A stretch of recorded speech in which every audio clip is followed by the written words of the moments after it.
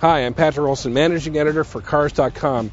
You know, as gas prices keep going up, they may be $4 a gallon by the time you see this.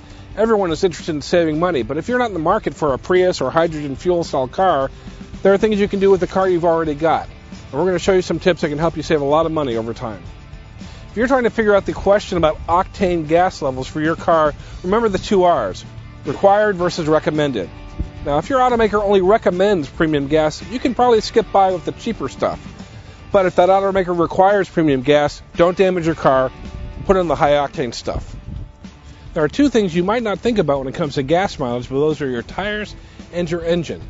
You want to make sure that your tires are inflated properly and to the right amount, and for that you want to check the sticker on the door jamb, not what's written on the tire. In addition, you want to make sure your engine is working at its optimal best, because that better performance will mean better mileage overall. Weight plays an important factor in trying to save gas, so if you've got some unnecessary items in your car, make sure that you take them out when you go driving. Now, that can include people.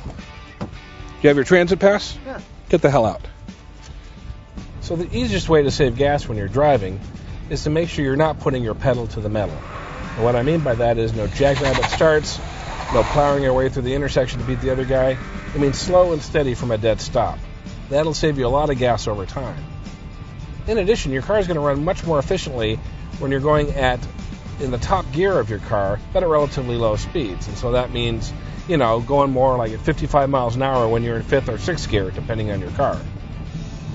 I know it'll be tempting the next time you go on vacation to put a roof rack or something else on top of your car to save space, but don't succumb to that temptation. Anything you put on top of the car is going to cost you money. The more wind resistance, the worse the gas mileage is, the more it's going to cost you in the pocketbook. It's an age-old question. Should drivers use the air conditioning or roll the windows down when they're trying to cool off their car? Well, not much of an issue for me today, but it's an important money issue for most drivers.